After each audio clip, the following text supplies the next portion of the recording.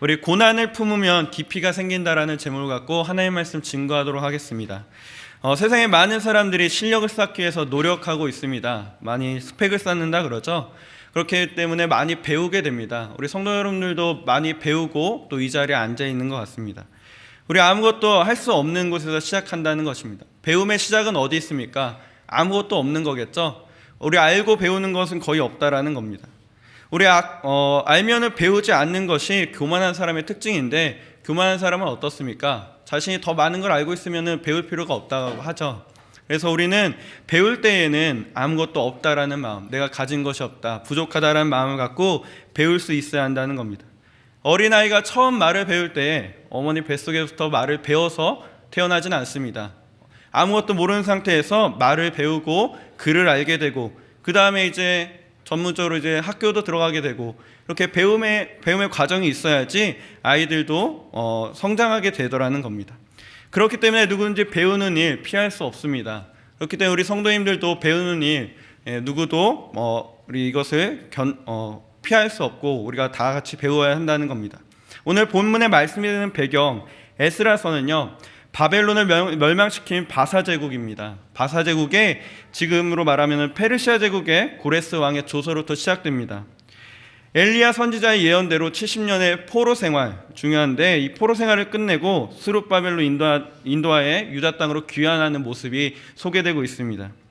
포로 시기 에스라서 1장 1절에서 6장까지 말씀은 스룹바벨을 중심으로 1차 귀환과 또 성전 재건에 대해서 설명하고 있고요. 오늘 본문 읽었던 말씀 7장부터는 이 에스라 선지자가 등장하는데 2차 귀환, 포로 생활에 있을 때 2차 귀환을 설명하고 있습니다. 우리 포로 시기에는 어떻습니까? 아무것도 할 수 없는 상황이죠. 우리 지배하고 있는 나라에 끌려다니는 삶을 살 수밖에 없는 백성들이 되었더라는 겁니다. 이스라엘 백성들이요, 아무 힘도 없고 고생만 하다가 귀향의 조치가 취해져서 고향으로 돌아가게 되는 길이 되었더라는 겁니다.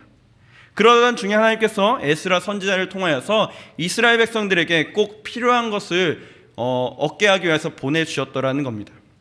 포로 귀환하였으니까 어떻습니까? 그들이 꼭 필요했던 것이 무엇이겠습니까?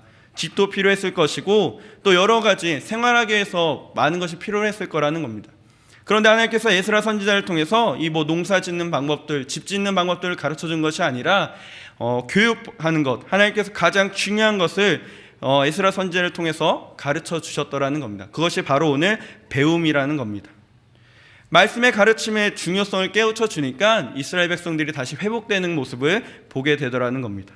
특별히 오늘 본문 7장에 에스라의 첫 등장을 이야기합니다. 족보가 쭉 나오죠. 에스라의 역할과 이 소명, 이 에스라에게 주신 소명을 통해서 하나님께서 우리에게 주시는 메시지를 붙들어 보도록 하겠습니다. 첫째로는 방금 제목과 같이 고난을 품으면 깊이가 생긴다는 겁니다. 첫째로 우리 에스라가 여호와 율법을 이스라엘 백성들에게 가르치기 위해서 어떻게 하였습니까? 연구하였습니다. 그가 결심했더니 연구가 가능했더라는 겁니다. 10절 말씀입니다. 에스라가 여호와 율법을 연구하여 준행하며 율례와 규례를 이스라엘에게 가르치기로 결심하였었더라. 우리 여기서 연구하다는 말 깊이 있게 뜻은 원문에서 보니까 탐색하다라는 뜻이 있습니다. 탐색. 여호와 율법을 단순히 규칙적으로 알아간 것이 아니라 그냥 배운 것으로 끝나는 것이 아니라 깊이 있게 살펴보게 되었더라는 것입니다. 이 일이 어떻게 가능했습니까? 포로 시기에 있던 이스라엘 백성들의 아픔을 품고 그들에게 꼭 무엇이 필요한가 하나 꼭 가르쳐줬으면 하는 것이 있었는데, 그게 바로 하나님 말씀이라는 것을 에스라는 알고 있었더라는 겁니다. 에스라는 자꾸만 하나님 말씀을 묵상하니까 이스라엘 백성들의 필요를 채우기 위해서 연구하기 시작했더라는 겁니다. 이번 교육자 수련회 처음으로 가게 되었습니다. 처음으로 가게 되었고 그 중에서 가장 기억 남았던 것, 우리 목사님께서 설명해 주셨듯이 환상의 숲이라는 곳이 있었습니다. 처음 차에 내렸을 때 이 환상의 숲을 보게 되면은 누구든지 이렇게 생각할 것입니다. 환상에 잘 안 어울릴 만한 숲이다. 제가 내렸을 때 딱 보니까 돌들이 이렇게 쌓여 있고요. 어디 가니까 나무 뿌리들, 나무 쓰레기들이 이렇게 막 쌓여 있고요. 과연 여기서 어떤 환상이 있을까라는 의심이 생길 정도로 무엇이 나올까라는 고민이 들기 시작했더라는 겁니다. 이 숲을 설명해주는 자매 한 분이 있었습니다. 그래서 이 숲의 배경, 이 숲이 만들어진 배경에 대해서 물어보았습니다. 자기 아버님께서 직장을 다니시다가 뇌졸중으로 쓰러졌더라는 겁니다. 그래서 오른쪽을 전혀 못 쓰는 그런 환경 가운데 있다가 직장을 그만두고 제주도인 고향으로 내려오게 되었습니다. 그러던 중에 재활 중에 하나 운동했던 것이 무엇이 있었냐면은 숲을 가꾸는 일을 시작하게 되었더라는 겁니다. 제주도에서 이 가시덤불숲 쓸모없는 땅입니다. 어떻게 사용되냐면요, 이 땅이 너무나 싸고 쓸모가 없다 보니까 사람들이 여기를 갈아엎어서 골프장으로 사용하는 땅이었다고 합니다. 이제 고향으로 내려와서 그 땅을 사고 그 땅을 이제 조금씩 가꿔가기 시작했더라는 겁니다. 처음에는 돌을 나르고요, 그 다음에 길을 내고 산책로를 만들게 되니까 지금의 환상의 숲이 완성되었더라는 겁니다. 그러면서 얻은 결과는 무엇입니까? 회복이 되더라는 겁니다. 아팠던 것들이 회복이 되고 정말 제가 만났던 그 아버님의 모습은 우리 평소 일반인들과 다름없는 모습으로 회복된 것을 알게 되었더라는 겁니다. 여기서 알 수 있는 것이 무엇입니까? 가장 먼저 아프지 않았더라면 고향에 내려갈 수 없었겠죠. 또 자신의 아픔을 묵상하지 않고 아픔을 품지 않았더라면 숲도 가꿀 생각을 하지 않았을 거라는 겁니다. 회복의 길이 열리지 않았었겠죠. 깊이 있게 이 아픔을 묵상하니까 자꾸 숲에 대한 관심도 생기고요, 지금의 그 아름다운 환상의 숲을 완성할 수 있게 되었더라는 겁니다. 아픔을 만나면요, 고난을 만나면 깊이가 생기게 됩니다.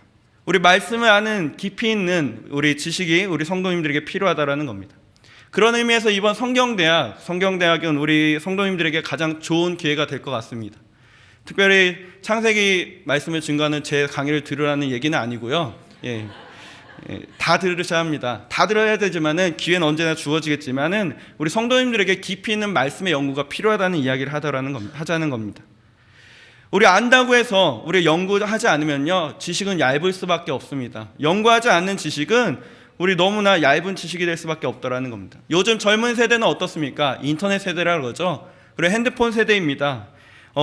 컴퓨터를 갖고 많은 일들을 합니다. 궁금한 것이 있으면 되게 어떻습니까? 창을 찾죠. 이렇게 인터넷, 핸드폰을 갖고 컴퓨터를 잡고 찾습니다. 그러니까 많은 것을 찾지만은 어떻습니까? 이런 우스갯소리가 나왔습니다. 지식이 너무나 얇다 보니까 대학생들이 질문하고 초딩들이 답하는 것이다 라는 이야기까지 나온 건 왜 거기에 있습니까? 너무나 얇은 지식을 전달해 주기 때문에 그렇더라는 겁니다. 물론 짧은 시간에 얻을 수 있는 유익은 있습니다. 하지만 깊이가 없습니다. 아무리 수고 없이 대가를 치른 요즘 세대가 있지만 그 사고방식에 한계가 있더라는 겁니다. 과거에는 어떻습니까? 인터넷이 발달되지 않았던 세대는 가방에다가 사전 한두 개씩 넣어갖고 다녔습니다. 도시락도 넣어 다니고요, 가방이 무거워서 허리가 휠 정도로 무겁게 하고 학교를 다녔습니다.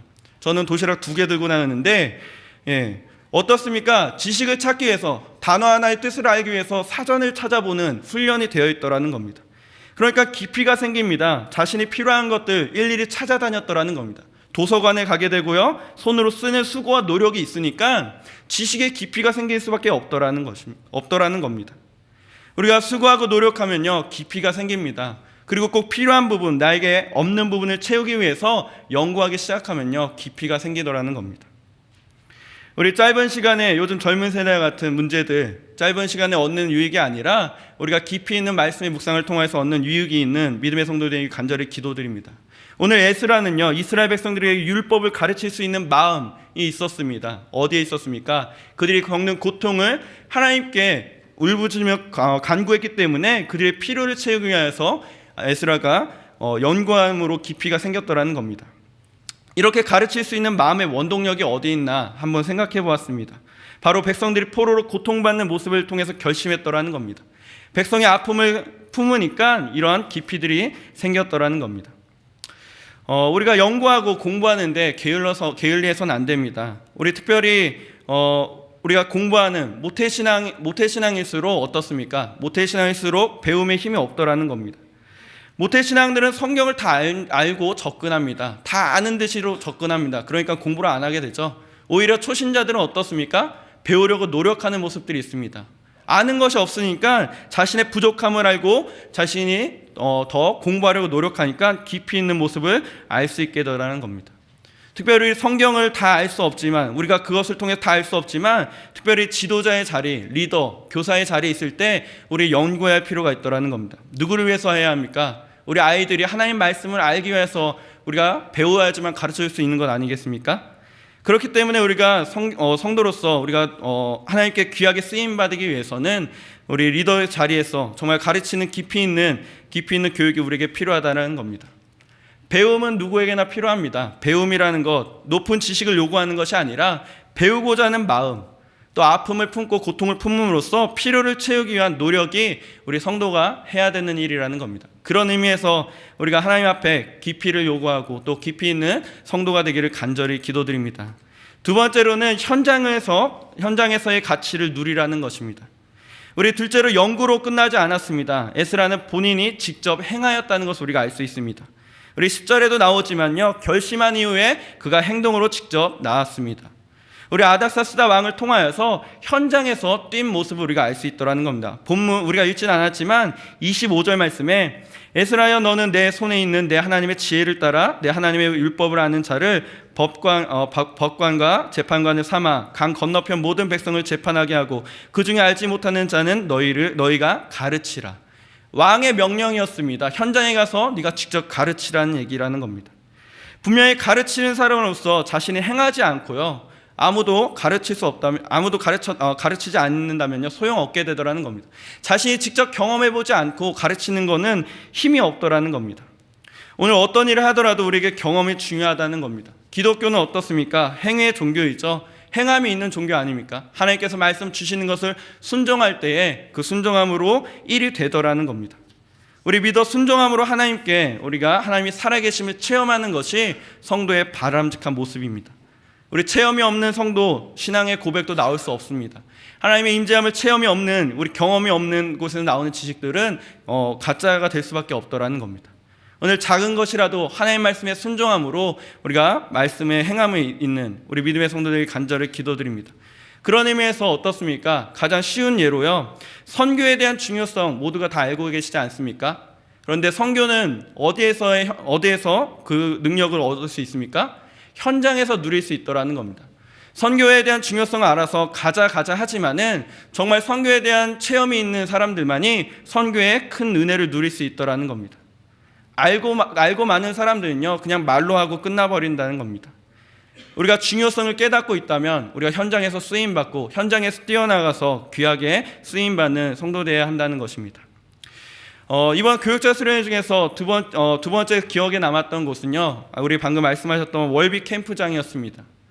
우리 이곳에 가니까 미국에서 또 여러 나라에서 선교에 대한 중요성, 교육에 대한 중요성을 알고 또 이 미국 사람들뿐만이 아니라 세계 여러 사람들이 모여서 아이들을 성경관으로 가르치기 위해서 캠프장을 만든 모습을 보게 되었습니다. 저희가 모였을 때에 이 미국 선교사님께서 정말 멋있는 프레젠테이션으로 설명을 해주셨습니다. 물론 영어로 해주셨습니다. 한국말도 가끔 해주셨지만 다 알아들을 수는 없지만은 그분이 원하고자 하는 뜻은 알 수가 있었더라는 겁니다. 제대로 된 기독교 학교를 세우기 위해서 모인 선교의 시작이었는데, 아이들을 제대로 키우기 위해서 그들이 했던 것은 무엇입니까? 연구하고 앉아있지만 않았습니다. 현장에서 직접 뛰어가는 모습을 보았다라는 겁니다. 직접 집을 만들기도 하고요, 집을 만들 수 없는 힘이 연약한 자매들은 음식을 하면서 아이들을 돌보기도 하고요, 현장의 실천함으로 일이 되는 모습을 우리가 보고 오게 되었더라는 겁니다. 우리 현장에 있지 않은 사람은 되게 어떻습니까? 돈을 주고 사람을 사서 쓰거나 아니면 자신이 뛰지는 않습니다. 우리가 중요성을 모르는 사람은요, 현장에 있지 않습니다. 우리가 가치가 있고 우리가 하나님께서 주시는 가치를 깨닫고 힘이 나올 수 있는 원인은 어디에 있습니까? 바로 현장에 참여하는 사람에게 있더라는 겁니다. 우리 가치를 알면요, 움직이게 되어 있습니다. 가치를 알면요, 자신이 힘을 들이고요, 자신이 갖고 있는 물질을 들이기도 하고요, 시간을 들이며 대가를 지불하게 되더라는 겁니다.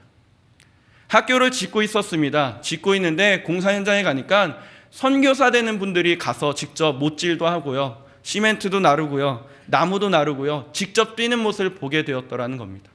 그들이 할 수 있었던 원동력이 어디 있었겠습니까?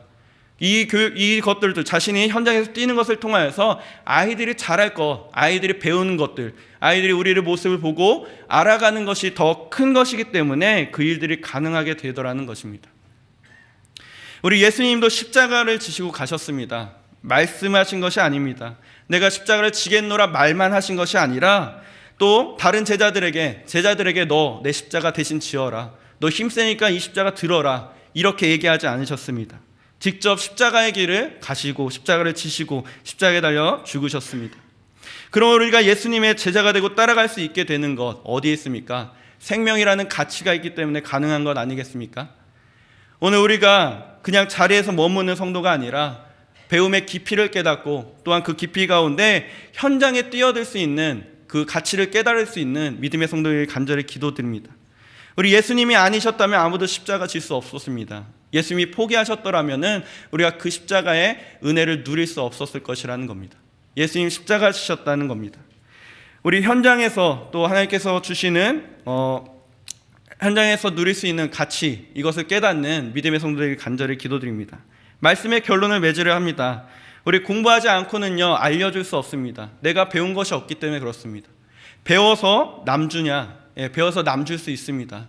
성도 여러분들도 우리가 모든 것, 지금 현장에서 뛰어서 배우는 것들도 있지만 교회에서 가르칠 수 있는 하나님 말씀 영감으로 또 그 영감을 통하여서 깊이 있게 깨닫는 깊이 있는 믿음을 갖는 우리 성도들에게 간절히 기도드립니다.